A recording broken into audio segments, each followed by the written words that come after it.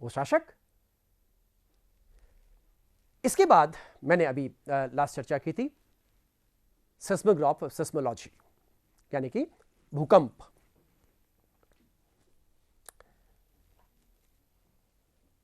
भूकंप की जब बात करते हैं तो आप सब जानते हैं कि आजकल तो हम इस बात को मानकर चल रहे हैं कि प्लेट टेक्टोनिक थ्योरी के अंतर्गत भूकंप आते हैं। पश्चिम के जगत में यह मान्यता थी कि एटलस नाम का एक व्यक्ति है, उसने पृथ्वी को अपने कंधे में रखा हुआ है। भूकंप तब आता है जब वो अपने इस पृथ्वी को उठाकर इधर से उठाकर इधर कर देता है। आज इस बात को सुनकर के हंसी सी आती है, लेकिन आप आश्चर्य करेंगे, ये बहुत लंबे साल तक चलता रहा। भारतीय संस्कृति में बोला गया कि शेषनाग नाम का एक नाग है, उसकी फण पर पृथ्वी है। अब ये सब किंवदंतियां हैं, ये सब विज्ञान नहीं है। आज क्योंकि हम विज्ञान के जगत में हैं, इसलिए इस बात को सुनकर के हमको हंसी आ सकती है, लेकिन उन लोगों की मान्यताएं यही थी। अब उन्होंने निकालने की कोशिश की, तो वो जो रिक्टर स्केल होता है, रिक्टर स्केल हमेशा 10 टाइम्स काम करता है। आपको बोला गया कि 6 रिक्टर स्केल पर इस भूकंप को 6 नापा गया। अगर 7 नाप लिया जाए, 7 का भूकंप आ जाए, तो जितना 6 पे नुकसान हो रहा है उसका 10 गुना नुकसान होना है। भारत में भूकंप के 6 प्रदेश बताए गए हैं। चीन का जो ये ईस्टर्न वाला पार्ट है, यहां पे भूकंप अक्सर आते हैं। Japan, Korea, Philippines, eastern China. इसलिए जहां पर जो समस्या होती है उसके लिए शोध भी होता है। आप सब ने सुना है, आवश्यकता आविष्कार की जननी है। आवश्यकता होगी तो हम आविष्कार भी करेंगे।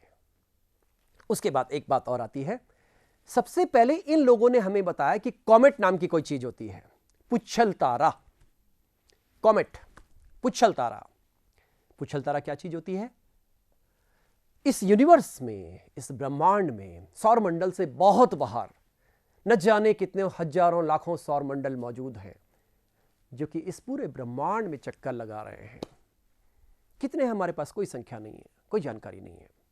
लेकिन जब वो कभी पृथ्वी के आसपास से कोई कॉमेट, कोई धूमकेतु गुजरता है, तो उसके पास गैसियस फॉर्मेशन होती है, वो पूंछ बनाती है बहुत लंबी। इसलिए इसको हिंदी में तो हमने पुच्छल तारा कह दिया। पूंछ जिसकी हो, ऐसा तारा जिसकी पूंछ हो। उससे खतरा यह है कि अगर वो पृथ्वी के पास से गुजरेगा और वो जो गैसियस फॉर्मेशन है वो अगर हमारे आपके लिए नुकसानदेह है, तो हो सकता है कि ये सभ्यता समाप्त हो जाए। अभी कुछ सालों पहले, 2 दशक पहले, एक धूमकेतु गुजरा जिसका नाम था हैली। हैली नाम के साइंटिस्ट ने उसको ढूंढा था। उसके कुछ गैसेस सब्सटेंस को एक्सपेरिमेंट के तौर पर लिया गया है, लेकिन अभी तक हमारे पास ये बात बहुत अच्छी तरह से प्रमाणित नहीं है कि वास्तव में उससे क्या नुकसान हो सकते हैं। जब हम इस पूरे ब्रह्मांड की बात करते हैं तो हम इस पूरे ब्रह्मांड में बिल्कुल पिद्दी सा नजर आते हैं, कुछ है ही नहीं हम। प्राचीन भारतीय स्रोतों में लिखा गया है, ये नेति नेति है, अपार है, अनंत है, जिसकी कोई व्याख्या नहीं हो सकती है। तो एक बात आई धूमकेतु की, एक बात आई रेशम पालने की। मैंने आपको बताया कि उत्कृष्ट किस्म का रेशम चाइना से आया, इसलिए चीनी वस्त्र, चीनी कपड़े, और ये जाते थे कहां तक? पूरे कैस्पियन सागर तक, रोमन साम्राज्य तक, यूरोप तक जाते थे। इसके अलावा आप लोग इस बात को जानते हैं, जब हम एस्ट्रोनॉमी की बात करते हैं, यानी कि खगोल विज्ञान की बात करते हैं, तो एक शब्द आता है धूप घड़ी, जल घड़ी। इन सब का इन्वेंशन भी चाइना में हुआ। हमारे यहां हिंदुस्तान में जब हम भारत की बात करते हैं, उत्तर भारत की बात करते हैं, फिरोज तुगलक ने धूप घड़ी, जल घड़ी, इनके एक्सपेरिमेंट्स करवाए थे। अपना जयपुर इस बात का एग्जाम्पल है, जहां जंतर मंतर बना है। आप कभी जाके देखें तो आपको उसका साइंटिफिक अप्रोच नजर आएगी कि क्या वो साइंटिफिक अप्रोच है, किस तरह से सनरेज आती हैं और उन सनरेज के आधार पर हम टाइम का कैलकुलेशन कर सकते हैं। उन सनरेज के आधार पर हम ये निकाल सकते हैं कि आने वाले समय में और क्या क्या चेंजेस होंगे। नक्षत्रों के स्थितियों के आधार पर उनकी एलिप्टिकल मोशन, उनकी जो गति है, उस गति के आधार पर हम क्या क्या निकाल सकते हैं। इस प्रकार से हम जो बात करते हैं, एक शब्द और आता है जिसको हम कहते हैं दिशा सूचक यंत्र, कैंपस। आप तो आजकल मोबाइल में लैपटॉप में खोलिए और तुरंत आपको कैंपस मिल जाएगा, यानी दिशा सूचक यंत्र। हमको पता लग जाएगा कि हमारी लोकेशन क्या है। आज तो हम क्योंकि जीपीएस के जमाने के लोग आ गए, इसलिए हम सब चीजें निकाल लेते हैं।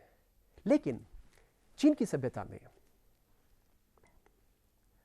अगर आप कहीं समुद्र में जाते हैं तो एक एरिया तक जाने के बाद आपको यह पता नहीं लग पाएगा कि पूरब किधर है, पश्चिम किधर है, उत्तर किधर है, दक्षिण किधर है। तो लोगों ने निकाला कि सूरज किधर से निकला। दिन में तो सूरज निकाला और रात को पोलर स्टार निकाला, ध्रुव तारा। इसके आधार पर हमने ये कैलकुलेशन करनी शुरू की। तो जो ऐसे निकलते थे, अक्सर रात को यात्राएं रोक दी जाती थी। लेकिन बीच समुद्र में क्या करोगे? दिशा सूचक यंत्र आया। हालांकि दिशा सूचक यंत्र फिर 15वीं-16वीं शताब्दी में जब यूरोप में परिवर्तन हुए तो वहां पर भी दिशा सूचक यंत्र पहली बार मॉडर्न पैटर्न में आया। ओके, इसके अलावा हम जब बात करते हैं, एक शब्द आता है सोलर ईयर।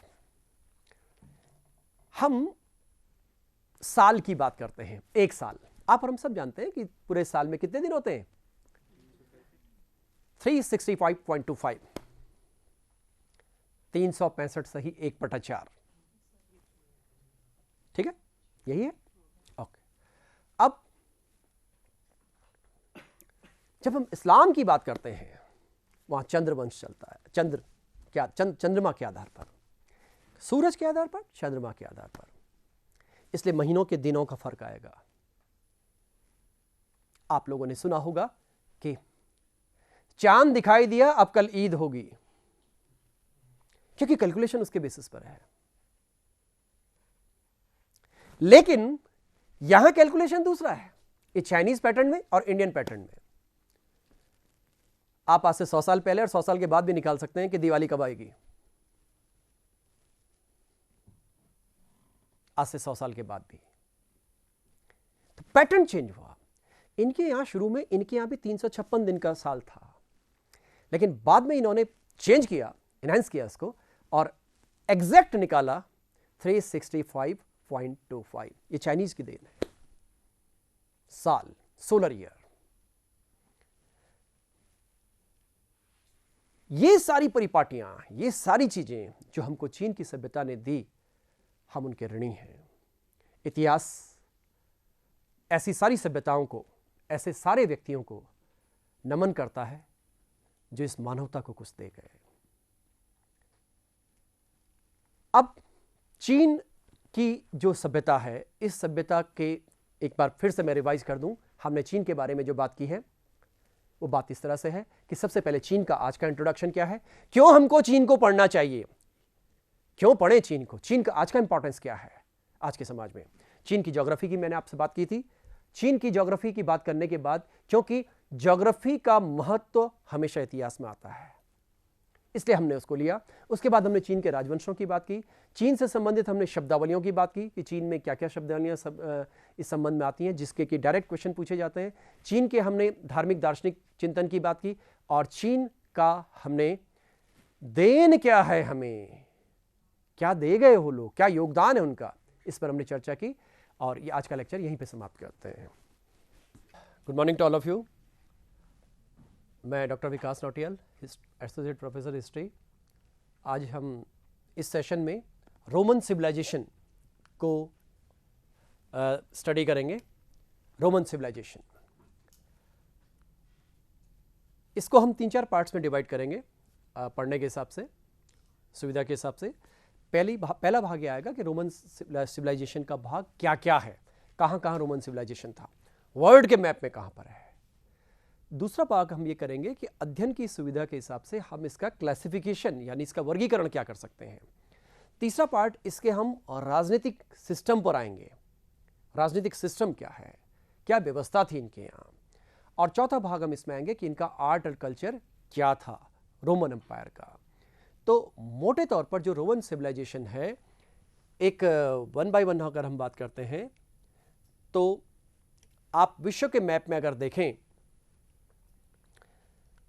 तो ये जो पार्ट है, ये मेडिटेरेनियन सी जिसको हम कहते हैं आज का भूमध्य सागर, इस भूमध्य सागर के आसपास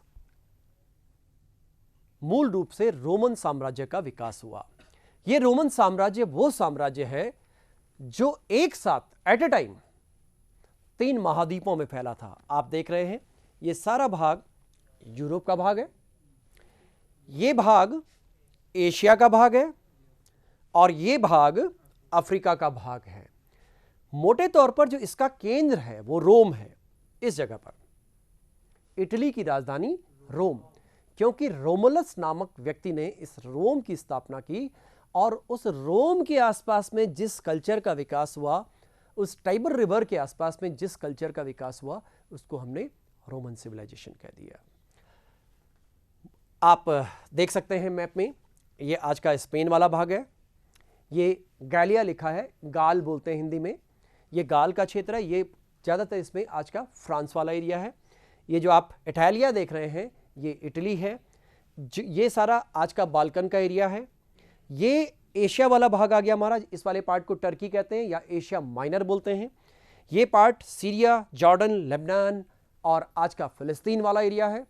ये भाग आप देखेंगे कि ये इजिप्ट वाला एरिया है और ये उत्तरी अफ्रीका और खास करके जो मोरक्को का एरिया है वो एरिया इसमें शामिल था। तो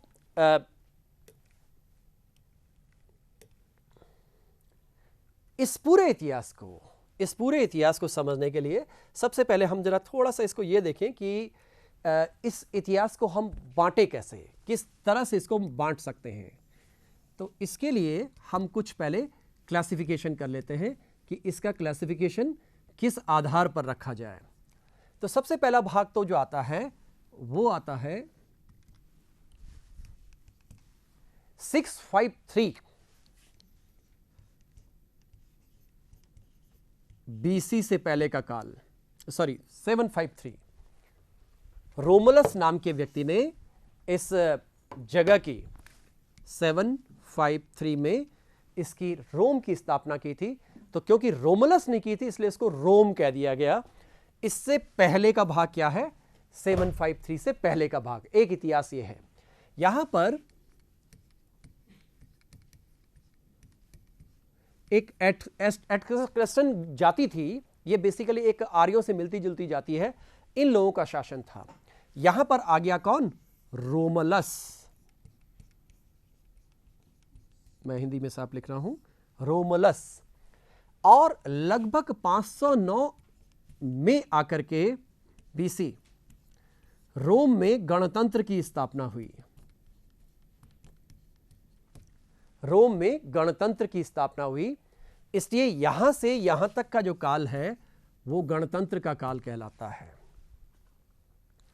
पहली शताब्दी ईसा पूर्व में, फर्स्ट बीसी में, यहां पर सम्राट बनने लगे, रोमन एम्परर, रोमन एम्पायर। तो आप एक बार फिर से बात को समझ लें, पहले क्या है? पहले रोम का इतिहास बिल्कुल एक अलग तरह का इतिहास है।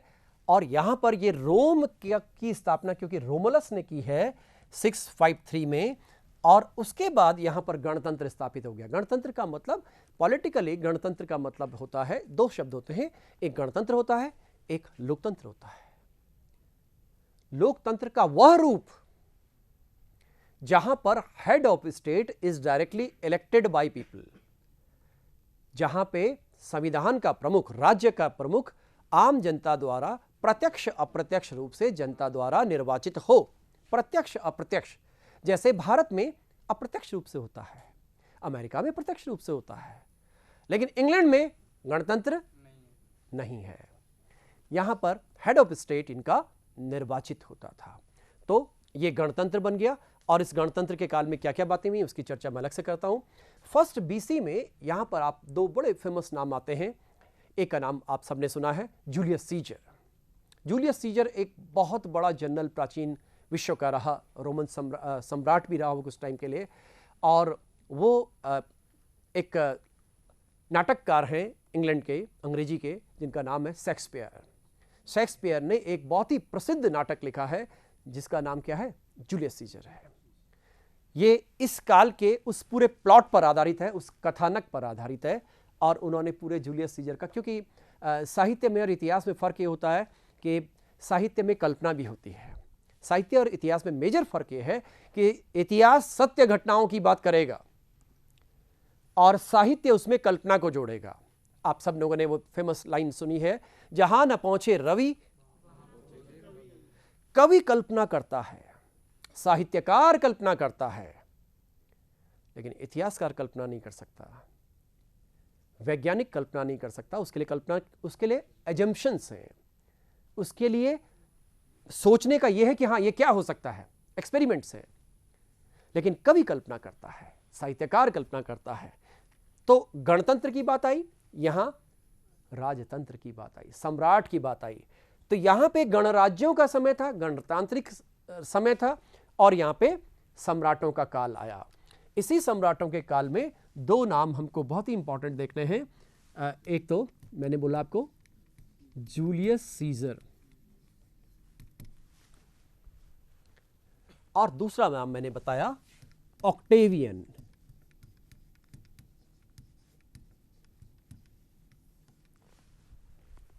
आप लोगों ने कभी कोई हॉलीवुड की पिक्चर देखी हो, खास करके ग्लैडिएटर जैसी मूवी अगर देखी हो, तो वो इस काल से संबंधित है। रोम में दास्ता अपने चरमोत्कर्ष पर थी। दास्ता मतलब स्लेवरी, दास प्रथा उनके यहां चरमोत्कर्ष पर हुआ करती थी। यही कारण है कि जब भारत में पश्चिमी जगत से एक व्यक्ति आया था जिसका नाम था मेगास्थनीज। आप सबने मेगास्थनीज के बारे में सुना है। मेगास्थनीज एक बड़ी फेमस लाइन बोलता है, मैंने भारत में दास नहीं देखे। तो क्या भारत में दास नहीं थे? भारत में दास थे। तो वो क्यों कह रहा है ऐसे? क्योंकि दासों के साथ जो व्यवहार और जो फॉर्मेट उनके यहां था वो भारत में नहीं था। भारत में दासों के उन्मुक्ति के नियम थे, आप अपने दासत्व से मुक्ति पा सकते हैं, लेकिन इनके यहां उन्मुक्ति के नियम नहीं थे। यह खास डिफरेंस आता है। अगली बात यह आती है, जैसे ही हम इस काल के बाद आगे निकलते हैं तो यह रोमन साम्राज्य लगभग 4th AD में आकर दो भागों में बंट गया। दो भागों में बंट गया। एक को हमने बोला पश्चिमी रोमन साम्राज्य, एक को हमने बोला पूर्वी रोमन साम्राज्य। इस पूर्वी रोमन साम्राज्य का एक दूसरा नाम भी आया, बेंजेंटाइन। उच्चारण अलग अलग भी हो सकता है, बेंजेंटीन लिखा होगा या बेंजेंटाइन लिखा होगा, उच्चारण किसी रूप में आ सकता है। This is Byzantine empire. तो ये बेंजेंटाइन एम्पायर, यहां से हम दो भाग देखते हैं। पश्चिमी रोमन साम्राज्य जिसका केंद्र क्या रहा, रोम, और पूर्वी रोमन साम्राज्य यानी बेंजेंटाइन साम्राज्य, इसका केंद्र रहा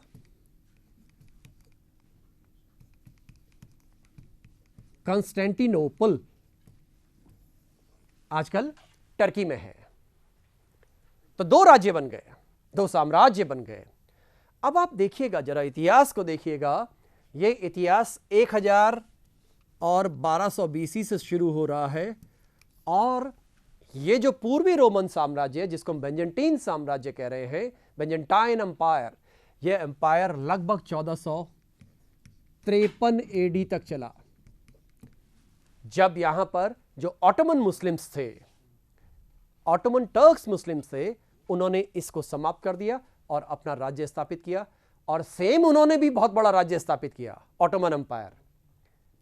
उनका राज्य भी एशिया, अफ्रीका और यूरोप में फैला था। इसलिए यह परंपरा इन्होंने इन लोगों से सीखी है। तो आप देखिए, दुनिया का एकमात्र ऐसा साम्राज्य जो इतने सालों तक चला। दोबारा इस बात को देख लें, मैंने आपको बताया इससे पहले का काल 753 में रोम की स्थापना होती है। इस 753 में रोम की स्थापना से पहले का काल हमें दिखाई देता है। इससे दरअसल जब हम यूरोप की बात करते हैं तो यूरोप में मूल रूप से दो सभ्यताओं का विकास हुआ। एक को हम ग्रीक सभ्यता कहते हैं, एक को हम रोमन सभ्यता कहते हैं। ग्रीक सभ्यता रोमन सभ्यता से थोड़े पहले की सभ्यता है और रोमन सभ्यता लगभग यहां से शुरू हो रही है, इसलिए हमने इसको नाम दिया है रोमन सिविलाइजेशन। रोमन सिविलाइजेशन, रोम की सभ्यता। इस रोम की सभ्यता को मैं फिर से बता रहा हूं, हमने 3-4 भागों में बांट दिया। पहला भाग जो 753 से पहले का था, यानी जब रोम की स्थापना हुई। दूसरा भाग आया जब 509 ईसा पूर्व में रोम में एक गणतंत्र की स्थापना हुई। और तीसरा भाग आता है जो प्रथम शताब्दी ईसा पूर्व में आता है, जब रोम में एम्परर का कंसेप्ट आया। रोम एक ऐसा सभ्यता है, रोम की सभ्यता, जिन्होंने साम्राज्य का कंसेप्ट दिया। आज तक साम्राज्य का कंसेप्ट नहीं था, इन्होंने साम्राज्य का कंसेप्ट दिया। किसके यहां? उनके यहां। भारत में तो था, भारत में तो मौर्य साम्राज्य था, याद कीजिए आप पीछे, भारत में बिंबिसार था, लेकिन सम्राट हमारे यहां चल रहा था, उनके यहां शब्द नहीं है, उनके यहां से शब्द आया है एम्परर। लेकिन इनके एम्परर की एक खास बात और होती थी, ये डिक्टेटर होता था, ये हद दर्जे का डिक्टेटर था। डिक्टेटर मतलब तानाशाह, जो राजा चाहेगा वही होगा और लोगों को बोलने और सोचने का अधिकार नहीं है। जब हम इस तरह की परिपाटी अपनाते हैं तो उसमें निरंकुशता टॉप लेवल पर आ जाती है। जब निरंकुशता टॉप लेवल पर आ जाती है तो राज्य में अत्याचार भी होते हैं। आप कल्पना करेंगे, इनकी सेना दुनिया की क्रूरतम सेना थी इस जमाने में, क्रूरतम। यहां पे कुछ वॉर होते हैं, इनका एक सिस्टम होता था, जाओ और जहां आपने जीता है उस एरिया में बच्चे और महिलाओं को मार दो। भारत में बाद में बलबन ने भी इस थ्योरी को अपनाया, ब्लड एंड आयरन, रक्त एवं लौह की नीति। जब हम इनके यहां देखते हैं तो एक वॉर में तो एक एक साथ में ये 50,000 लोगों को बंदी बनाकर लाते थे और उनसे काम करवाते थे। खाना एक टाइम मिल जाएगा, काम करेंगे आप। जब ये वाला काल आया तो इन्होंने एक नया चेंज किया और बोला ठीक है, हम आपका कुछ नहीं करेंगे, आप हमारी सेना में भर्ती हो जाओ, आपको हमारे प्रति वफादारी दिखानी होगी। और इस पीरियड में इतनी सेना इनकी बढ़ी, तो आप जानते हैं जब सेना बढ़ेगी तो आपकी सैन्य शक्ति बढ़ेगी, मिलिट्री पावर बढ़ गई। मिलिट्री पावर बढ़ गई, जैसे ही व्यक्ति के हाथ में कोई पावर आती है वैसे उसका वो उपयोग या दुरुपयोग करना चाहता है। एक बड़े पॉलिटिकल साइंटिस्ट ने कहा है, power tends to corrupt and absolute power corrupts absolutely. सत्ता व्यक्ति को भ्रष्ट करती है और पूर्ण सत्ता व्यक्ति को पूर्ण रूप से भ्रष्ट कर देती है। अगर हमारे पास ताकत है, सत्ता है, तो अक्सर हमारे दिमाग में बात आती है कि इसका टेस्ट करें, पता तो चले मेरे पास ताकत है। अगर मेरे पास ताकत है और किसी और को पता नहीं चल रहा है तो मुझे क्या फायदा है। तो व्यक्ति अपनी शक्ति को दिखाना चाहता है, शक्ति प्रदर्शन। आप लोगों ने सुना होगा, आजकल पॉलिटिकल क्षेत्र में भी कहते हैं नेता के यहां कितनी भीड़ आई, 1 लाख की भीड़ आई, 10 लाख की भीड़ आई, कहते हैं नेता ने अपना शक्ति प्रदर्शन किया, बोलते हैं ना। अब उस जमाने में कैसे करेंगे? तो इस सम्राट के पास एक साथ 1 लाख की आर्मी, घुड़सवार चल रहे हैं, उसके पीछे उसके हाथी हैं, घोड़े हैं, ऊंट हैं, और जो जो उसके पास हो सकता है वो सब कुछ है। तो सम्राट का वो शक्ति प्रदर्शन हो गया। जब इस वाले पीरियड की बात आती है तो यहां पर मैंने अभी आपको एक नाम लिया, जूलियस सीजर। इजिप्ट के अभियान पर जब ये गया तो यहां पर एक बहुत ही चर्चित रानी थी उस वक्त, राजकुमारी या रानी कुछ भी कहिए, क्योंकि वहीं की राजकुमारी थी वो। उसका नाम आप सबने सुना है, नहीं सुना तो कहानियों में खूब है उसका नाम, क्लियोपेट्रा। क्लियोपेट्रा उसका फेमस नाम है। ऐसे कहते हैं कि बहुत सुंदर तो थी, सुंदर होना तो कोई बहुत बड़ा एक इशू नहीं है, लेकिन इशू ये था कि वो बहुत बेहतरीन वो डिप्लोमेट थी, अच्छी फाइटर थी, डिप्लोमेट थी, फाइटर थी। इस कारण से हम देखते हैं एक उसके साथ और इशू जुड़ा हुआ था, वो अपने पास 2 सांप रखती थी कि जिस दिन मुझे जरूरत पड़ेगी सांपों से मैं अपने को डसवा लूंगी। आजकल ये ट्रेनिंग टेररिस्ट को दी जाती है। साइनाइड का एक कैप्सूल रखा जाता है आपके पास। अगर आपके साथ ऐसे कोई डेंजरस चीज आती है तो आप कैप्सूल ले लीजिए, पूरा मिनट भी नहीं लगेगा डेथ होने में।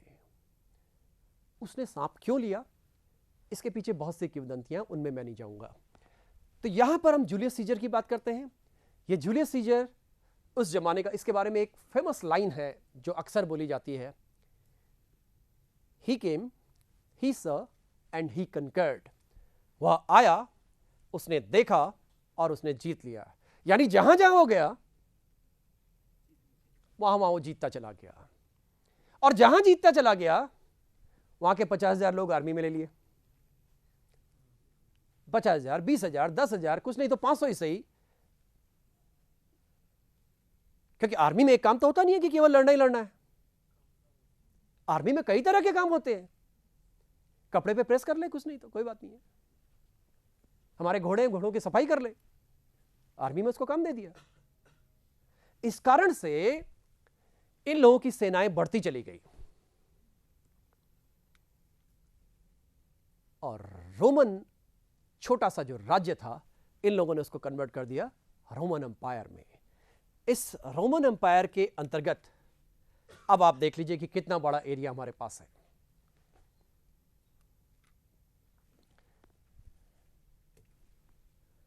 ये रोमुलस की बात मैंने की थी। 753 ही फाउंडेड रोम। रोम की उसने स्थापना की। यहां से रोम का इतिहास व्यवहारिक रूप से लिखा जाना शुरू होता है। इससे पहले हमारे पास आर्कियोलॉजी बता रही है, इसकी चर्चा मैं अलग से करता हूं भी।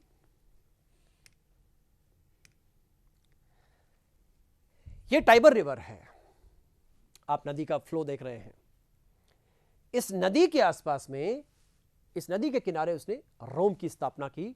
और एक शब्द आज भी चलता है इन्हीं लोग, क्योंकि हमारी आपकी संस्कृति में आजकल जितने ज्यादातर शब्द हैं, खास करके यूरोप की संस्कृति में, वेस्ट की संस्कृति में, उनके शब्दों का जो मूल आधार है वो ग्रीक है या रोमन है। ये फोरम वहीं से आता है। फोरम एक ऐसा एक्टिविटीज का सेंटर था जहां पर लोग इकट्ठा हो जाते थे, जैसे हम लोग बोलते थे मेले।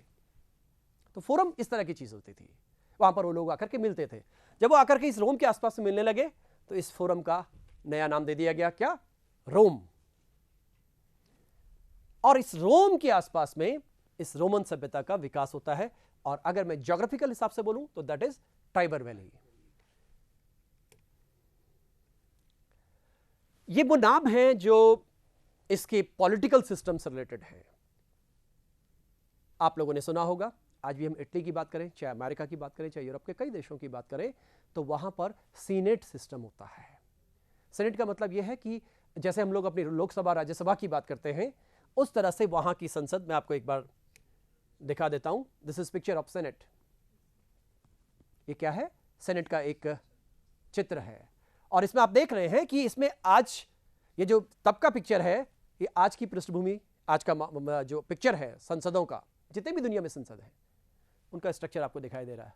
आज हमारी लोकसभा राज्यसभा लगभग इस पैटर्न पर है। ऐसे ही होता है, सिटिंग अरेंजमेंट ऐसे ही है। सीनियर थोड़ा आगे बैठेंगे, सीनियर को बोलने का टाइम ज्यादा मिलेगा, जूनियर को कम मिलेगा, लोकसभा स्पीकर निर्धारित करेगा। सेम वे, बस फर्क यह है उस जमाने में टेक्निक नहीं थी, तो ये लोग आकर के देखिए कहां से बोल रहे हैं, ऐसे ही बोलेंगे। जबकि आज क्या है, अपनी अपनी जगह से आप अपनी बात कह सकते हैं। तो ये रोमन सेनेट हुआ करती थी। कोई भी डिसीजन, एक बड़ी इंटरेस्टिंग बात यहां पर आती है, ऐसी मान्यता है, आप जरा इनके जरा कपड़े देखिएगा कैसे पहने हुए, ठीक है? सब कपड़े देख रहे हैं इनके, ढीले ढाले कपड़े हैं। मैं इसके पैरेलल में आपको किसी सैनिक के कपड़े आपको दिखाता हूं। ये सैनिक का कवच है। एक मान्यता है कि जो मालिक हैं, जो पॉलिसी मेकर हैं, जो मालिक हैं, पॉलिसी मेकर हैं, वो ढीले कपड़े पहने हैं ताकि उनका दिमाग शांत रहे। जो सैनिक हैं उनको टाइट कपड़े पहनाए जाएं देख लीजिए जैकेट कैसे पहनी हुई है। उसके बाद जूते भी बिल्कुल टाइट होने चाहिए, उसके ट्राउजर्स, उसके कपड़े, उसकी जैकेट, उसका सिर, देख लीजिए आप, ताकि वो दिमाग से ना सोचे, शरीर से काम करे। ये सारा कंसेप्ट ये लोग लेकर आए। आपने सुना होगा, देखा होगा, अफगानिस्तान, मध्य एशिया, यहां तक कि जो आज के कश्मीर के आतंकवादी हैं, वो जो ढीले ढाले कपड़े पहनते हैं लेकिन बीच में एक बेल्ट लगाते हैं अपने को टाइट करने के लिए, क्योंकि अगर वो ऐसा नहीं करेंगे तो फिजिकली एक्टिवली काम नहीं कर पाएंगे। तो यहां पर एक ये बेसिक डिफरेंस आता है।